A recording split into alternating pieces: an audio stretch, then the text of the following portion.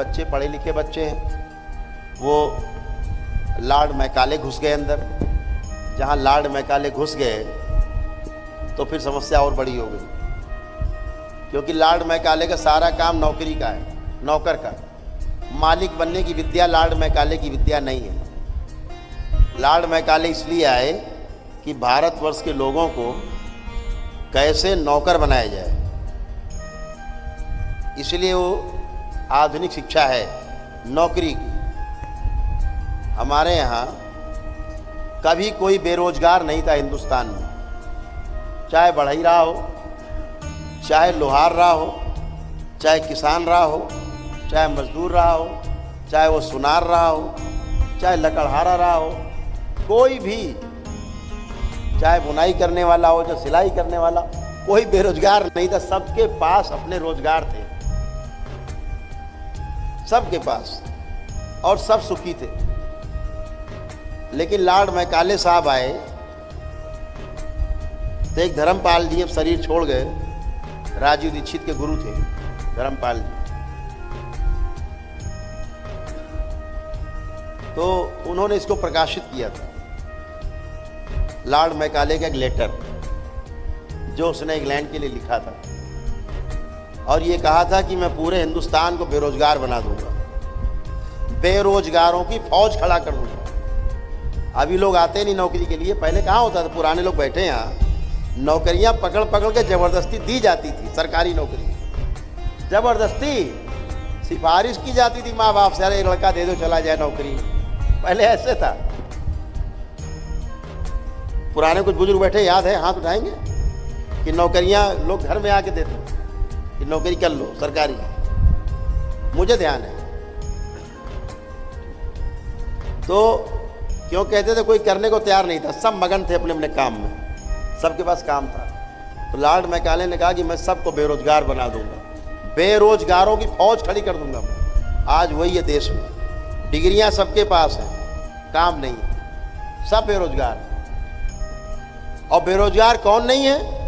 जो Lord Macaulay से बाहर हैं, जिनके पास डिग्री नहीं है। क्या है? स्कूटर मैकेनिक, कार मैकेनिक, बढ़ई कारपेंटर, लोहार, इलेक्ट्रीशियन, प्लम्बर, मिस्त्री, सीमेंट गारा करने वाले, ये लॉर्ड मैकाले से बाहर हैं। बोरिंग करानी घर में अभी आपको, आप 4 चक्कर लगाओगे बोरिंग करने वाले के यहाँ,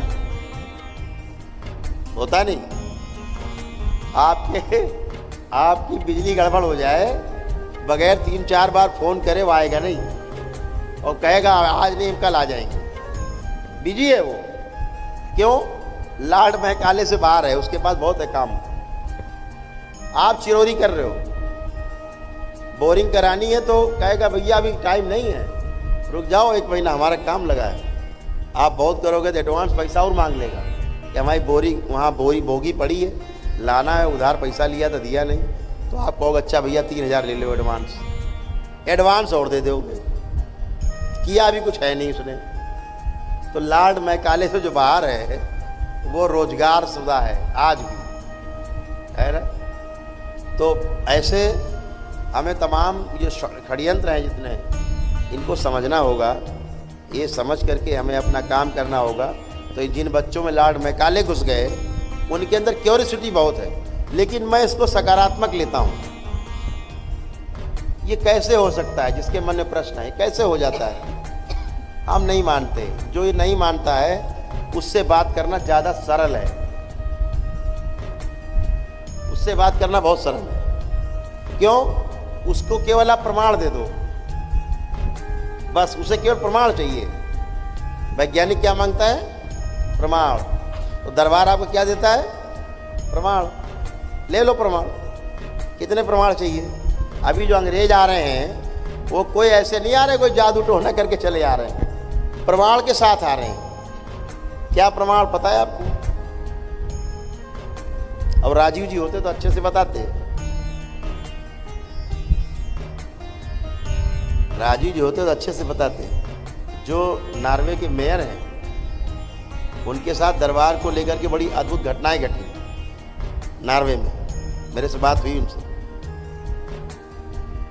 तो अब क्या है कि परिवार ही पूरा भक्त है बाबा का। अभी मिले नहीं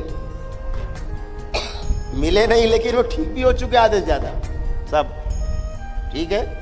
और वो अलमारी खोलते हैं तो दरबार दिखाई देता है, लेटने जाते हैं तो दरबार दिखाई देता है, स्तुति करते हैं, पूजा आराधना करते हैं, है ना।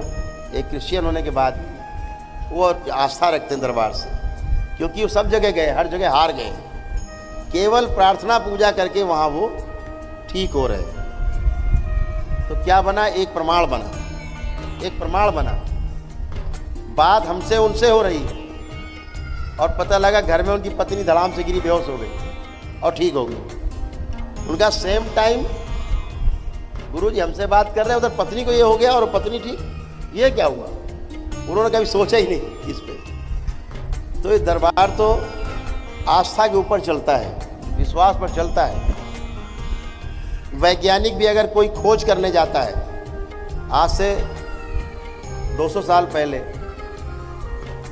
हवाई जहाज की कल्पना करने वाला बेवकूफ़ माना जाता था, टेलीफोन की कल्पना करने वाला, वायरलेस की कल्पना करने वाला, मोबाइल की कल्पना करने वाला बेवकूफ़ माना जाता था, पागल है, ऐसा था। लेकिन जिस किसी ने भी शुरू किया होगा उसने बड़े विश्वास के साथ शुरू किया होगा कि ऐसा हो सकता है। अगर उसने विश्वास न किया होता तब बनता मोबाइल, बनता हवाई जहाज, नहीं बनता। तो विश्वास पहली प्रक्रिया है। तो विज्ञान जो है अपने वाले में तो विश्वास करके चलता है, और जब आस्था विधि वाले की बात आती धर्म की, कि आप विश्वास तो करो पहले, तो वहाँ कहता क्यों करें, दम हो तो पहले ऐसे दिखाओ। तो यहाँ विश्वास करने में नानी मरती है और वहाँ विश्वास करके काम को शुरू कर रहे हैं।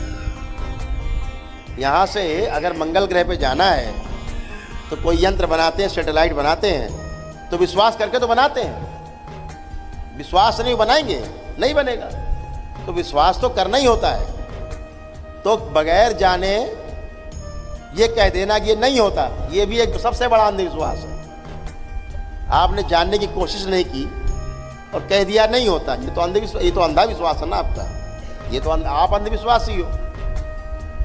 तो सनातन धर्म तो बात कर रहा जो है ही, जो सदा से था, जो आज भी है और जो सदा रहेगा, नित्य है, वर्तमान है, उसकी बात करता है, वो सनातन है। उसमें कोई हिंदू, मुस्लिम और सिख और ईसाई और बौद्ध, पारसी, जैन का नहीं मामला है। सत्य सनातन की बात हो रही है। सनातन का मतलब जो सदा सदा से था, सदा सदा रहेगा और नित्य वर्तमान है, वो सनातन है। इसीलिए सनातन धर्म कह दिया गया।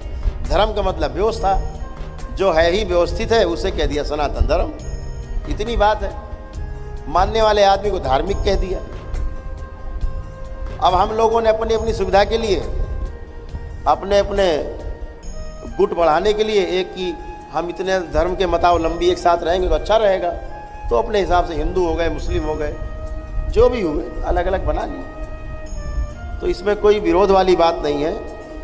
जो खोज होती है उसमें सबका हक होता है। दरबार का जो अनुसंधान है उस पर सभी धर्मों के लोगों का हक है, सभी का हक है। जो मानेगा, विश्वास करेगा, आगे बढ़ सकता है, किसी धर्म का हो। हम तो मुस्लिम भाइयों को केवल इसलिए मना करते हैं कि ना आए, क्योंकि उन्हें आस्था नहीं है भोलेनाथ पे। तो बात तो वहीं से शुरू होगी। और आपको आस्था नहीं है, आपको हवन में आस्था नहीं है, तो बात तो वहीं से शुरू होगी। हम कहेंगे भाई पूजा करो, आपको अगर हम नमाज पढ़ेंगे, तो मामला गड़बड़ा जाएगा। तो इसलिए हम कहते हैं भाई आप ना आए तो बेहतर। आप अच्छे नहीं होंगे, क्योंकि आप वो करेंगे नहीं जो बताया जाएगा, तो फिर नियम नहीं पालन करेंगे तो अच्छे नहीं होंगे। हाँ, कुछ मुस्लिम आए जिन्होंने दरबार के नियम पालन किए, वो अच्छे हुए, ये भी है। बहुत सी महिलाएं यहाँ आती थी बुर्खा पहन करके और हवन करती थी। मेरे पास तमाम वीडियो हैं। उनके पति ने दुबई से उनको फ़ोन करके कहा कि आप वहाँ जाओ करौली सरकार, और वो बेचारी बुर्खा पहन के आके बैठती थी, हवन करती थी। तो ऐसे भी है, तो अच्छे भी हुए। चलिए आप सभी लोग खूब आनंद करिए, मस्त रहिए, स्वस्थ रहिए।